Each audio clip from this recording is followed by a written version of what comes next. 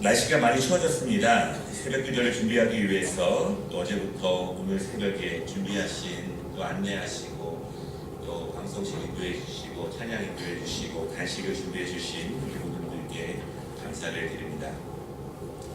우리 11월 달을 시작하면서 11월 달은 믿음의 사도 바울이 이 에베소 성도들을 향한 그 기도가 우리 아름다운 교회 성도들에게도 그대로 이루어지기를 소망하면서 오늘 말씀을 함께 나누도록 하겠습니다.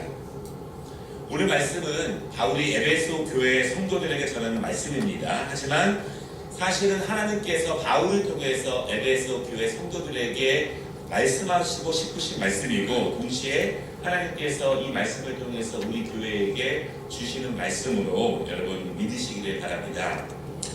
세 가지로 말씀을 나눌 것인데요. 첫 번째는 바울은 기도할 때마다 에베소 교회 성도들에게 감사하는 마음을 그치지 않았다. 이렇게 16절에 말씀하고 있습니다. 항상 이 에베소 교회 성도들에게 감사하는 마음을 가지고 있다. 기도할 때마다 그것이 늘 감사하다. 이렇게 말하는 것입니다. 바울이 이 에베소 교회 성도들에게 무엇이 감사할까요? 첫째로 감사한 것은 이 에베소 교회가 그리스도의 말씀에 기초해서 강건하게 세워진다고 하는 소식을 들을 때마다 이 바울은 감사합니다. 여러분, 바울에게 가장 큰 기쁜 소식이 무엇일까요? 그것은 교회가 세워진다는 것입니다. 그가 복음의 씨를 뿌리고 기도하며 세웠던 가정교회들이 많은 믿음의 헌신자들을 통해서 교회가 강건하게 세워진다는 소식을 들을 때마다 너무 기쁘고 하나님께 감사하고 또 그 교회 성도들에게 감사하는 거예요. 여러분, 지금도 그렇지만 초대교회에는 이 교회가 강건하게 세워지기가 굉장히 어렵습니다. 초대교회는요, 특별히 에베소에 있는 교회는 대부분 이방 사람들과 소수의 유대인들로 구성이 되어 있는데 이방인들은 대부분 로마의 그 나라 아래에 속해 있는 사람들입니다. 종교적 배경이 다르고 문화가 다르고 인종도 다릅니다. 여러분, 우리 교회 안에 여러 가지 종교를 믿는 사람들과 인종도 다르고 문화가 다른 사람들이 함께 있다면 이 교회가 잘 세워질 수 있을까요? 그런데 왜 그 이방인들이 그리스도인이 되었을까요? 더 큰 종교들과 신전들이 굉장히 많이 있는데 가정에서 모이고 있는, 지하에서 모이고 있는 그 조그만 곳으로 몰려든 이유가 무엇일까요? 그것은 그리스도교는 달랐기 때문입니다. 그들이 그동안 믿었던 그리스 로마의 신들과 웅장한 신전들에서 행해지는 것들과 달랐기 때문이에요. 그들의 신앙이 달랐고 그들의 능력이 달랐기 때문입니다. 이방인들은 유대인들의 삶을 보고 그리스인들의 삶을 보고 변화된 모습을 보고 주위 사람들이 변화된 모습을 보고 그리고 그리스도인이 됩니다. 그리고 한 명씩 그렇게 교회가 모여들고 강건해지는 거예요. 큰 교회로 모여드는 것이 아니라 작은 교회지만, 다락방에 있는 교회지만, 가정교회지만, 때로는 숨어서 드리지만 그 안에 능력이 있고 생명이 있기 때문에 이방인들이 그 교회로 몰려든다라고 하는 것입니다. 에베소 교회에는 또한 소수의 유대인들이 있었습니다. 이들은 원래 유대교를 믿다가 바울의 복음 전파와 그리고 초기 그리스도인들의 전도를 받고 다시 그리스도를 믿기로 작정한 그런 사람들입니다. 그들은 어려서부터 율법을 배운 사람들이에요. 어려서부터 신앙생활을 쭉 해온 사람들입니다. 그런데 하나님의 말씀에 대한 경험과 체험과 능력이 없었습니다. 그리고 그리스도를 알게 되고 그리스도를 소개받게 되고 함께 신앙생활하며 변화된 사람들의 모습과 그리고 하나님의 말씀은 이론과 지식으로 아는 것이 아니라 무조건 암기만 하는 것이 아니라 그것이 우리의 삶의 능력이 되고 생명이 된다는 사실을 하나씩 경험하면서 그리스도께 헌신합니다. 바라기는 여러분, 하나님의 말씀이 우리에게 능력이 되지 않는 한, 그 말씀이 나를 변화시키는 분명한 체험들을 날마다 우리가 경험하지 않는 한 그 말씀은 울리는 깸가리와 같습니다. 하나님의 말씀이 우리에게 온전히 경험되기를 여러분 기도하시기를 바랍니다. 하나님의 말씀이 우리의 자녀들에게, 어린 자녀들이지만 그들에게 능력이 될 수 있도록 여러분 기도하시기를 바랍니다. 바울은 이처럼 에베소 교회가 그 작은 곳에서부터 강건하게 세워지는 것을 생각할 때마다, 기도할 때마다 너무 감사해서 그 기도를 올려드립니다. 두 번째는요, 이 에베소 교회 성도들의 신앙의 모습, 그 분투를 알기 때문에 감사합니다. 이방 땅에 살아가고 있습니다. 믿음을 지키기에 정말 어려운 환경입니다. 이방 문화들, 이방 신들, 이방 땅에서 믿음을 지키면서 생업을 살아가기에 너무 어려운 점들, 하나님의 말씀대로 살자니 포기해야 하는 것들, 절제해야 하는 것들, 헌신해야 하는 것들, 그것들이 너무나 많다는 것을 바울이 너무너무 잘 압니다. 바울은 로마의 구석구석을 다니면서 그 로마 나라가 어떤 나라인지, 물만 열고 나아가면 얼마나 수많은 향락과 우리의 마음을 혼동케 하는 것들이 많은지를 바울은 잘 아는 거예요. 그런 가운데 주님을 섬기겠다고, 주님을 따르겠다고 분투하며 노력하며 몸부림치는, 그럴수록 더욱더 기도하고 성령님의 은혜를 구하고 사모하는 그 에베소 교회 성도들의 모습을 바라보면서 그들에게 감사합니다. 바라는 여러분, 11월에 우리 교회를 통해서 바울이 감사하는 그 기도처럼 우리 기도를 통해서 우리 교회에 그런 감사가 넘치는 교회가 되었으면 좋겠습니다. 하나님께서 교회를 향하신 여러분의 신앙을 지키기 위해서 기도하고 분투하는 헌신과 눈물과 모든 사역을 하나님이 아십니다. 하나님이 아시고 기뻐하시고 감사할 것입니다. 바울이 우리 교회를 바라볼 때마다 감사가 그치지 않는 우리 아름다운 교회가 되기를 주님의 이름으로 축원합니다.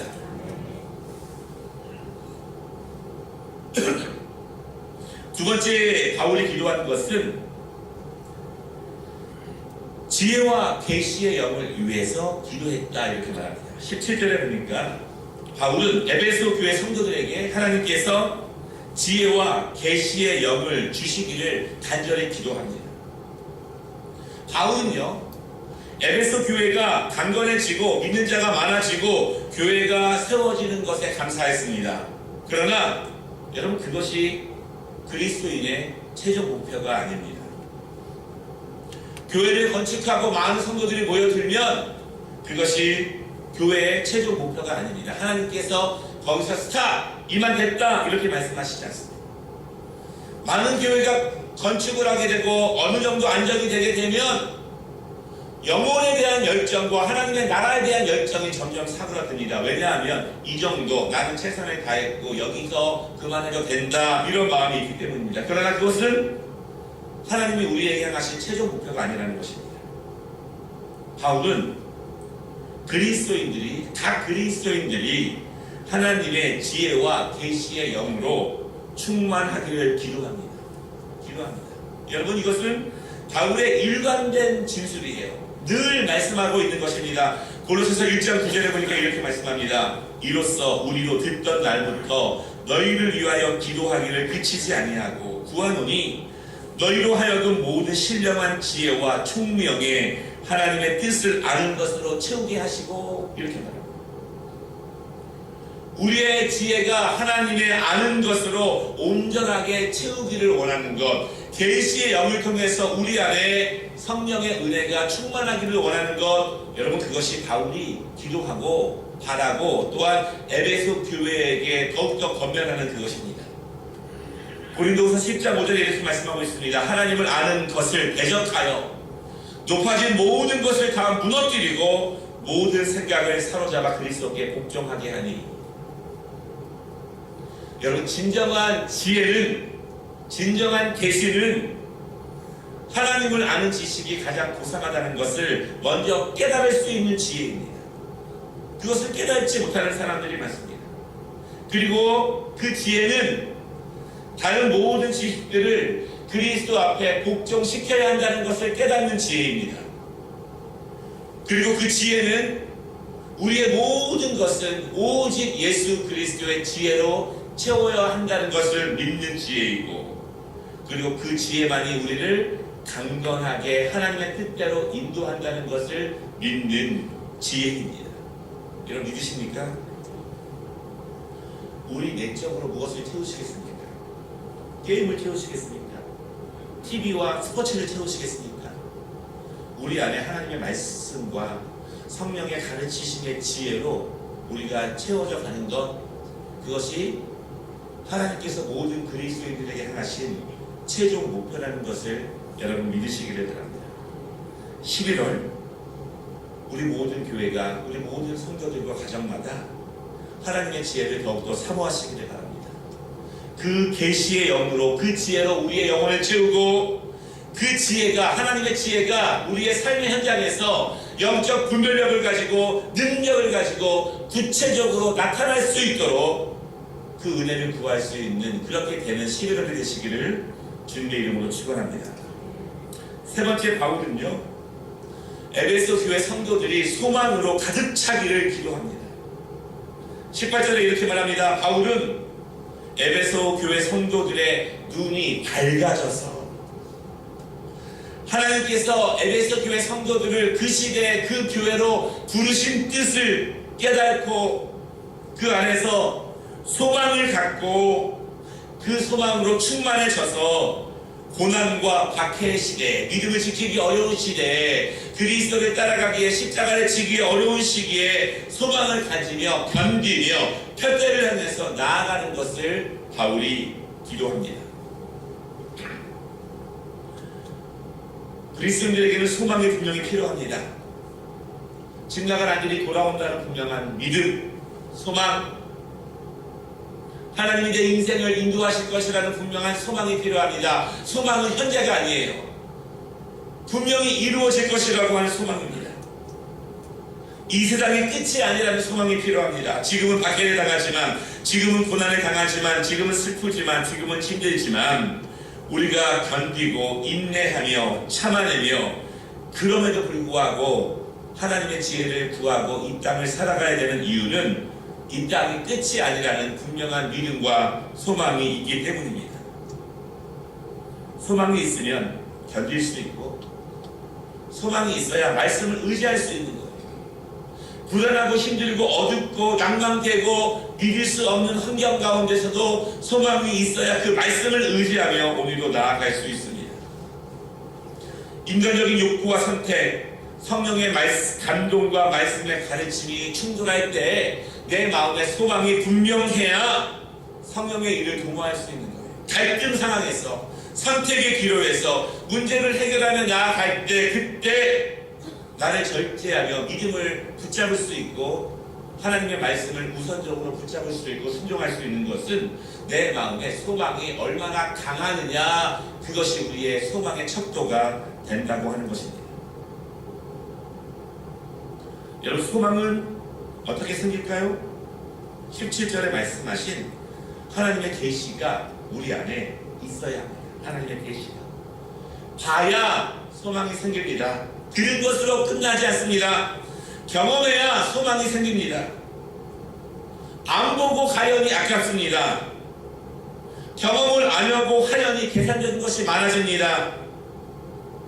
단지 지식으로 하는 것이 아니라, 단지 들어서 하는 것이 아니라, 내가 그것이 깨달아지고 경험되어지고 직접 보고 직접 실행을 해보아야 그 소망이 우리에게 확신이 되고 능력이 됩니다. 우리는 그때 하나님의 말씀이 살아 움직이며 원동력이 있고 내 뼈와 골선을 쪼개고 내 악한 것과 모난 것과 내 허물들을 말씀이 벗겨낸다는 것을 우리는 경험하게 됩니다. 그것이 성령님의 역사라는 것을 분명하게 체험할 수 있다는 것입니다. 여러분, 봐야 합니다. 봐야, 경험해야. 특별히 우리 자녀들이 하나님의 말씀을 실제적으로 경험하시기를 위해서 기도하시기를 바랍니다. 야곱은 야복강가에서 하나님의 사자와 씨름을 했습니다. 그리고 환절뼈가 부러졌어요. 평생 다리를 절뚝이며 살아갑니다. 힘들어요. 걷기 어렵습니다. 남들처럼 뛰어갈 수도 없습니다. 그러나 그것이 계시예요. 체험입니다. 분명한 사실이에요. 하나님을 만난 경험이 힘이 한 게 아니라 그는 다니는 절때마다 한 걸음 한 걸음 결핍거리며 나아갈 때마다 하나님을 기억하는 거예요. 하나님을 만난 체험입니다. 하나님이 나를 만지신 증거이고 나에게 주신 약속의 체험이 내 몸 안에 분명히 있습니다. 바울이 말합니다. 내 안에 예수 그리스도의 흔적이 있으니 누구도 나를 건드리지 못하게 하는 것. 여러분, 예수 그리스도의 흔적은 내적인 인처지심으로 오기도 하지만 우리의 육적인 분명한 증거로도 온다는 것입니다. 때로는 그 고통과 그 상처와 수술의 부위들과 아픔이 주님이 나를 만나주시는 그 증거가 될 수 있어요. 바울은 날마다 육체 연약함을 가지고 나아갈 때마다 그것이 하나님께서 그와 함께 하시는 증거라고 날마다 고백을 합니다. 누가 말해도 야곱은 하나님을 만난 증거가 있습니다. 증거가 있기 때문에 이제는 망설일 필요가 없는 거예요. 이제는 옛사람처럼 살지 않습니다. 이제는 선택이 분명합니다. 이제는 기준이 분명합니다. 예수 그리스도 성령의 체험이 분명해야 여러분 기준이 분명하다는 사실을 믿으시기를 바랍니다. 어른들도 그래야 되지만 여러분 유치부도 그럴 수 있어요. 주일학교 학생들, 청년들 다 그럴 수 있습니다. 그럴 수 있다는 사실을 믿으시기를 바랍니다. 하나님의 계시로 우리 마음의 눈이 밝아지고 그때 얻은 소망으로 우리가 충만해지기를 바울이 기도합니다. 바울이 사모합니다. 바울이 감사합니다. 그렇게 될 때 19절에 하나님의 능력이 그 안에 풍성하게 임한다 그렇게 말씀하십니다. 하나님의 능력이 우리 안에 갑자기 임하지 않습니다. 말씀의 능력이 갑자기 임합니까? 능력이 없는 사람이 어느 날 갑자기 능력을 발휘할 수 있습니까? 직장에서, 가정에서, 학업적으로, 지식적으로 그렇잖아요. 한 단계 한 단계씩 그 하늘의 지혜와 계시와 분명한 체험으로 나아가면 여러분 분명히 변해요. 사람도 변하고 목회자도 변하고 하나님이 그러한 능력을 분명히 주신다는 사실을 여러분 믿으시기를 바랍니다. 바울은 이 상태에 머무는 것 그것이 너무 감사하지만 그것이 최종적인 목표가 아니라고 이 에베소 교회 성도들에게 간절히 기도하고 권면합니다. 그럼 여러분 11월 기도한 것처럼 해가 떠서 해가 지면서 이제 저물어 가고 있지만 여전히 밝아요. 아직 해가 떠 있습니다. 아직 밤이 되지 않았습니다. 아직 우리가 해야 될 것이 있고 마무리되어야 될 것이 있습니다. 성경에 기록되기를 포도원에 5시에 나온 성도들도 사람도 하나님이 쓰신다고 말씀하셨습니다. 이 남겨진 11월, 12월 2달 동안 혹시 우리가 지금까지 곧 결실에 맺은 것이 있다면 결산하지 못한 것이 있다면 더 사모하는 것이 있다면 더 기도하는 것이 있다면 해가 지기 전에 어둠 밤 되기 전에 하나님께서 우리에게 그 풍성한 은혜를 주시는 계절이 될 수 있도록 여러분 기도하시기를 바랍니다. 11월은요 하나님의 교회가 강건하게 세워가는 감사가 넘치기를 바라고 11월은 하나님의 지혜와 계시로 충만해져가는 계절이 되기를 원하고 11월은 하나님의 속망으로 충만해서 그 충만함이 우리의 삶 가운데 온전히 가득한 11월이 되시기를 주님의 이름으로 축원합니다. 잠깐 기도하겠습니다.